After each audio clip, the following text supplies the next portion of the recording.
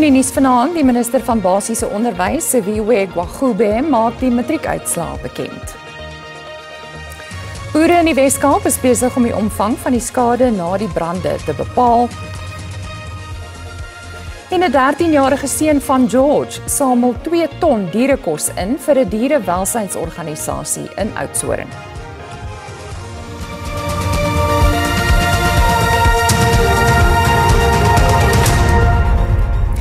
Goeienaand en baie welkom by die Afrikaanse nuus op S3. Die onafhanklike eksamenraad sê sy matriekslaagsyfer vir 2025 toon die voortgesette bestendigheid, geloofwaardigheid en sterkte van die assesseringsstelsel vir private skole. Die slaagsyfer is 98,31%, wat effens minder is as die slaagsyfer van 98,47% vir 2024. As 17.000 matriek sê die 2025 onafhanklike eksamenraad eksamen geskryf. Altesaam 89,12% het universiteitstoelating en 7,83% kwalifiseer vir diploma studies. Ek het baie hard gewerk en ja, my punte is goeie, so ek is baie gelukkig. Maar my plan vir die toekoms, ek sal studeer in Engeland. My eerste keuse is Edinburgh Universiteit en ek hoop ek kan ekonomies studeer. Ek het 'n moeilike paar jaar gehad, maar ek het nog steeds baie hard gewerk hierdie jaar want ek het 'n goeie support structuur gehad in my familie en onderwysers. So ek kon nog steeds baie goeie resultate kry hierdie jaar. Ek het 6 A's gehad, so ek is baie trots op myself. En volgende jaar gaan ek BSc Genetika en Dierekunde swat, want ek het 'n BS by Universiteit van Vrystaat gekry. And from here, I'm joining the University of Stellenbosch to study a Bachelor of Engineering in Industrial Engineering, and I'm very excited. So we are feeling incredibly excited. Red Hill is always one of the top performers, but this year we've had historic results. I got 94 for history. That's what I was jumping up and down about. I think I did pretty well. I had 8 distinctions, and honestly, I'm feeling very good about it. I think this whole year was really, there was a lot of pressure academically, just to excel in general. The marks are really excellent. The students have done well. They put in the effort. We could see the hard work, the determination and the grit that they showed, and it's evident in the results. Terug na ons hoofstorie, die minister van Basiese Onderwys, Siviwe Gwagube, het die matrieks van 2025, hulle families en opvoeders geloof vir hulle harde werk, moeite en uithou vermoë om die beste slaagsyfer in die land se geskiedenis te behaal. Die slaagsyfer van 88% het toegeneem van verlede jaar se 87,3%. Gwagube het die nasionale uitslae bekend gemaak by die Mosaïekkerk in Veland, Johannesburg. Met ongeveer 900.000 matriekleerlinge wat die eindeksamen in 2025 afgelê het, het meer as 656.000 matrikulante geslaag. Matrikulante van KwaZulu-Natal het die beste gevaar met 'n provinsiale slaagsyfer van 86,15%. 9th place is the Eastern Cape that has achieved a pass rate of 84.17%. In 8th place is Limpopo that has achieved a pass rate of 86.15%. In 7th place, Mpumalanga has achieved a pass rate of 86.55%. In 6th place is the Northern Cape, having achieved a pass rate of 87.79%, marking the biggest improvement of all the provinces.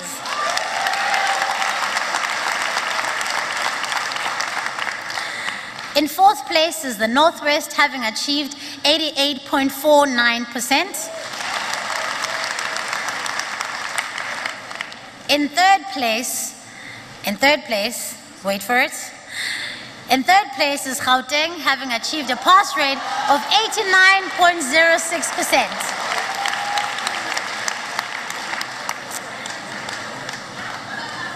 It's anybody's guess now. In second place is the Free State, having achieved a pass rate of 89.33%. And the best performing province is KwaZulu-Natal with a pass rate of 90.6%. And my apologies.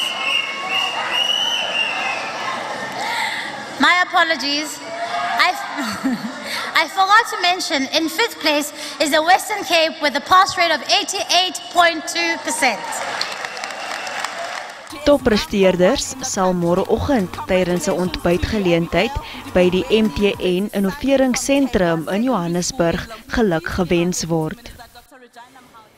Die brand by Wemmershoek naby Franshoek is volgens die Kaapse Wynland Distriksmunisipaliteit onder beheer. Die brand wat verlede week in die Langrug informele nedersetting uitgebreek het ongeveer 17.000 hektaar plantegroei oor 'n gebied van meer as 50 km vernietig. Skade aan eiendom en infrastruktuur is beperk en opruimingswerk is aan die gang. 'n Paar huise, 'n trekker, asook krag- en waterinfrastruktuur is beskadig. Die huidige brand wat deur Kaapse Wynland bestuur word met die omliggende munisipaliteite en hulle vennote is omtrent 'n front van 50 kilometer, 17.000 hektaar. So dis 'n groot brand. As jy daar agter sit 'n wind van tot en met 80 km/h, dan is ons baie dankbaar dat ons geen lewens verloor het nie. Ons het wel 2 strukture verloor, maar dit kon baie erger gewees het. Ons werk ook met verskeie sektore saam. Dis 'n soos ons in Engels sê, a whole of government approach. Cape Nature is hier, the Fire Protection Associations is hier, Working on Fire is hier. En dan moet ek sê, die vrywilligers, die landbougemeenskap, veg net so hard saam met Kaapse Wynland en saam met ons ander munisipaliteite wat Stellenbosch en Drakensberg is om hierdie area te beskerm. Die brand het op 7 Januarie begin en het meer as 2000 hektaar verwoes. Daar is nou meer as 17.000 hektaar landbougrond vernietig. Dit baie belangrik is dat ons moet kyk na die teenwoordigheid van inheemse plante groei. Dit speel 'n groot rol in hierdie brande gespeel en ons moet kyk hoe ons inheemse verwyderingsprogram moet uitstrek. Tot en met nou toe was alles suksesvol en die brandarea vir hierdie kant van die bergreeks, die Wemmershoek bergreeks is redelik onder beheer. Nog nie geblus nie, maar dan is daar nog die ander kant wat ons noem die Steynskloof kant. Daar sou moet ons die volgende fase van ons operasies gaan daarop gekonsentreer word. Meer as 200 grondspanne, boere en lede van die publiek het gehelp om die vlamme te bestry. Spanne is uitgeput want die brandseisoen het reeds verlede jaar in September begin, baie vroeër as normaalweg. Boere in die Kouga munisipaliteit en die Nelson Mandela Bay Metro in die Oos-Kaap is besig om die omvang van die skade te bepaal nadat veldbrande hulle weiveld verwoes het. Die brande wat Dinsdag begin het is onder beheer, maar brandbestryders bly gereed om enige verdere opvlammings te voorkom. Die oorsaak van die brande word ondersoek. Boere word die meeste deur die veldbrande geraak en dit sal 'n rukkie neem vir hulle om hul verliese te verhaal. Gelukkig het nie almal skade gehad nie, maar die boere wat skade het, is baie skade, baie veld het afgebrand. Die vee gaan sukkel, daar is nie kos nie, dit was droog. So ons hoop maar om bale of iets te kry vir die boere in hierdie area. En ons sal maar kyk, hoop maar net vir reën. 2 helikopters wat na die Kouga munisipaliteit ontplooi is steeds op 'n gereedheidsgrondslag om enige opvlammings te bestry. Hier waar ek nou staan is in St. Francis Bay, ons is op pad, op die Oesterbaai pad, is daar nog brande wat in die bosse is, dis baie dig bebos daar, so dis redelik moeilik vir ouens om op voet daar te kom, en ons is nou op pad om die helikopters en vliegtuie uit te stuur om daai area wat nog brand daar heeltemal dood te maak. Ons wil seker maak met die winde dat dit nie weer kwaai versprei in die rigting van die huise nie. Intussen werk die Nelson Mandela Bay Metro derentyd om krag en water na die geraakte gebiede te herstel. We want to thank residents for remaining patient with us, not putting more pressure on us. We're trying to deal with this disaster. Gemeenskappe is versoek om waaksaam te wees en enige brande in hulle gebiede aan te meld. Die president van die VSA, Donald Trump, sê verhoudinge met Venezuela se tussentydse leierskap vorder goed. Hy het egter druk op Cuba verhoog deur te waarsku dat toegang tot Venezuela se olie gestaak sal word as Cuba nie ooreenkoms met Washington bereik nie. Intussen is daar uiteenlopende menings onder Venezolane oor die huidige stand van sake in hul land.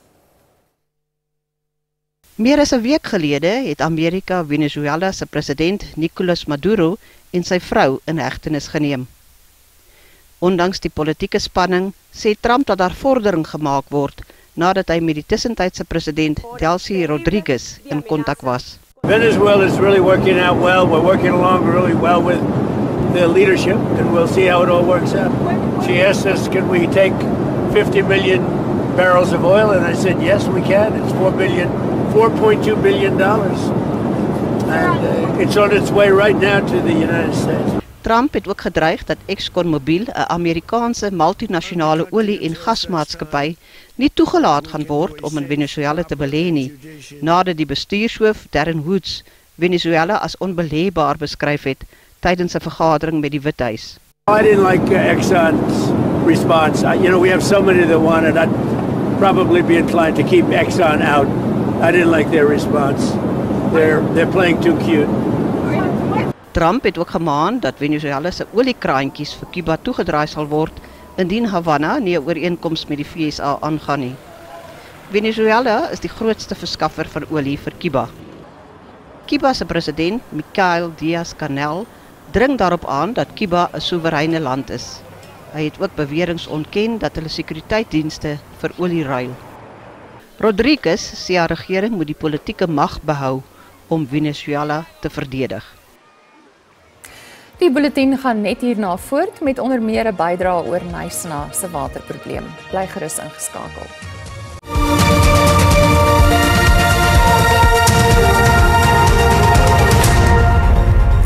Nysna in die Wes-Kaap kan dalk binne etlike dae dag 0 bereik, aangesien die bruikbare water in die Akkerkloofdam feitelik uitgeput is. Onder gemiddelde reënval, verouderde infrastruktuur en 'n groeiende aanvraag het die dorp se watervoorraad onder reuse druk geplaas. Inwoners is versoek om hulle waterverbruik drasties te verminder, terwyl die owerhede spook om alternatiewe waterbronne te beveilig. There's a lot of augmentation work being done, augmentation studies in terms of boreholes, also looking at repairs to be done on the desal plant, etc. There's teams from the provincial government working on that with the Nysna technical services as we speak. We're trying to get and source new water, if I can put it that way, which is not surface water. Boorgate is nou 'n sleutelfokus met ingenieurs wat deur die gebied beweeg om bruikbare grondwateropsies te identifiseer. Intussen pleit die Nysna munisipaliteit by inwoners om elke moontlike druppel water te bespaar en hulle verbruik onder 6 kiloliters per maand te hou. Please conserve water. You need to try and measure or monitor your water consumption to not be above 6 kiloliters per household per month. So we will also now focus on those critical measures to identify where we do have water wastage. Our law enforcement units are also going around, focusing now on those hotspot areas. Amptenare sê hulle is onseker oor wanneer inwoners toegang sal hê tot die alternatiewe waterbronne.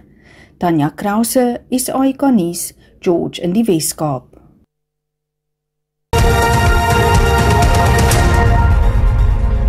En nou vir 'n kykie na die markaanwysers soos omsluitingstyd.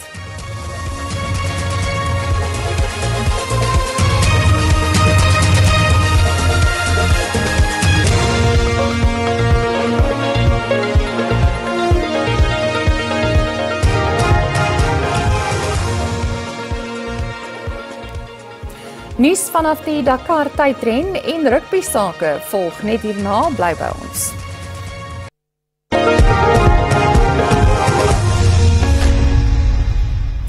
Vanjaar se Dakar tydren in Saudi-Arabië is selfs meer uitdagend as vorige jare. Navigasie en tegniese probleme laat die deelnemers gereeld kopkrap.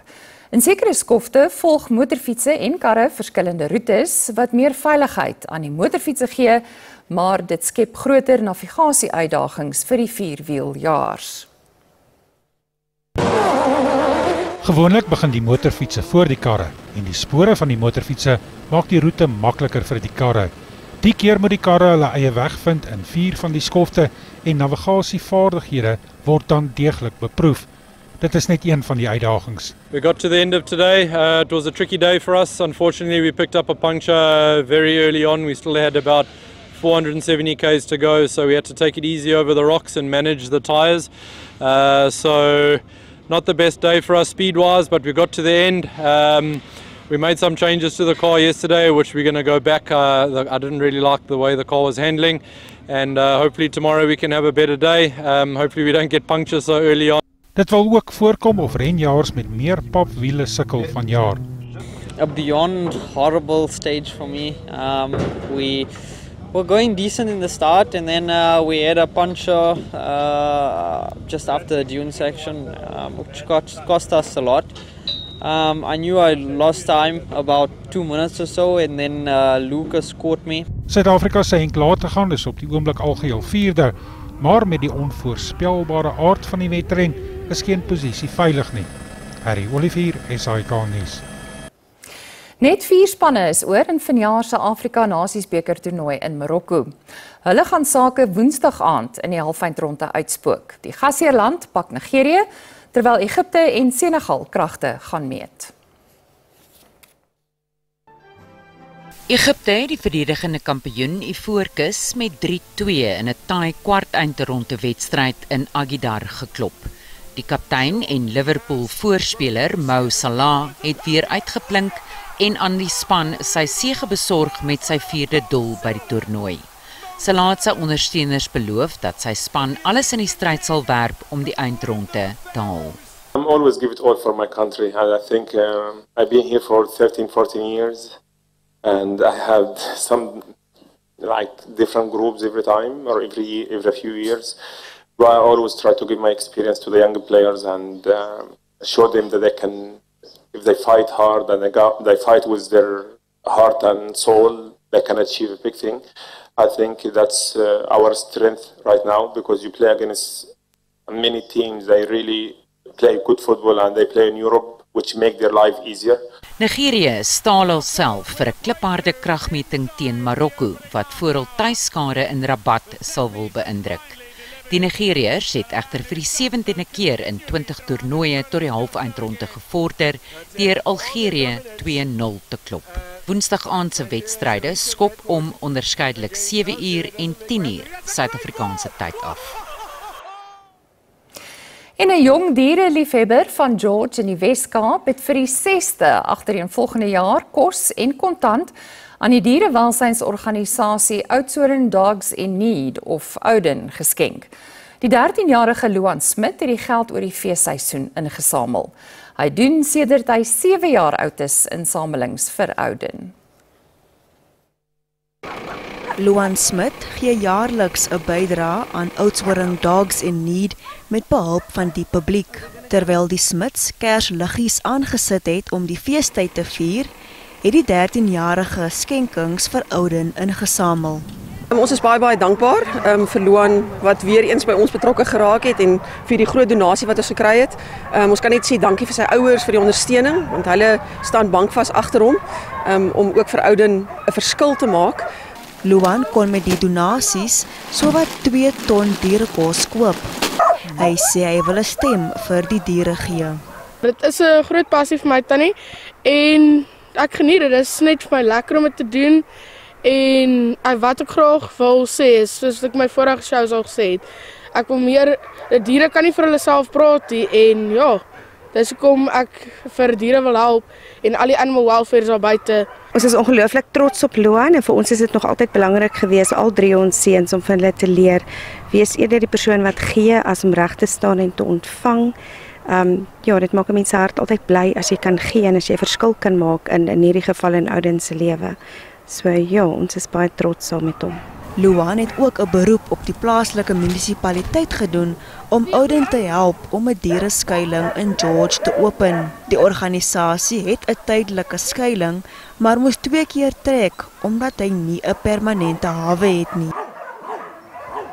Nooit te jonk om te begin nie. Mooi so, Luan. Dis waar ons moet halt toe roep vanaand. 'n Lekker aand verder. Tot môre aan. Totsiens.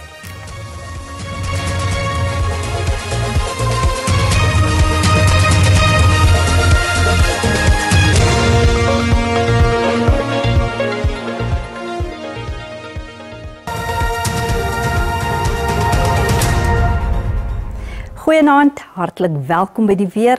Vandag 'n 100% kans vir swaar reën word verwag in die Laagveld van Limpopo en dan ook in Mpumalanga. Andersins 'n 30% kans vir reën in die sentrale gedeeltes van die land. Vir môre steeds 'n 100% kans vir swaar reën wat verwag word in die Laagveld van Mpumalanga en dan ook in Limpopo. Dan sien ons ook môreoggend miskolle wat dan verwag word langs die plateaurand.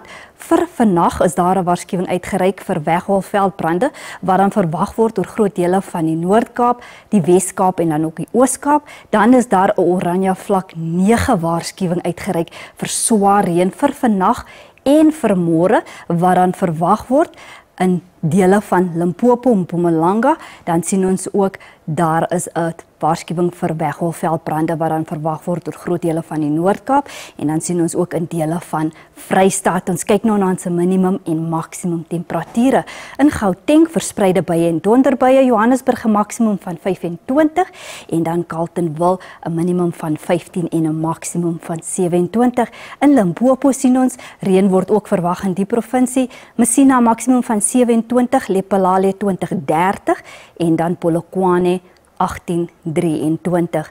Mpumalanga, Mashishing 15-26, Ermelo 14-19 en dan Middelburg het 'n maksimum van 24. KwaZulu-Natal enkele buie en donderbuie, Richards Bay maksimum van 30, Ulundi 19-30 en dan Vryheid 16-29. In die Oos-Kaap Kumane 16-34, Willowmore maksimum van 32, Graaff-Reinet 16-37 en dan Oos-London 'n maksimum van 27. In die Wes-Kaap sonnig in Klein Willem met 'n maksimum van 34, Beaufort Wes 20-38 en dan Kaapstad 18-28. In die Noord-Kaap Kroeman 'n maksimum van 34, Carnarvon 'n maksimum van 38 en dan Sutherland 9-32. Vrystaat verspreide buie en donderbuie, Frankfurt 13-31, Garieptam 'n maksimum van 34 en dan Bloemfontein 19-34. Ten slotte Noordwes, ons sien verspreide buie en donderbuie,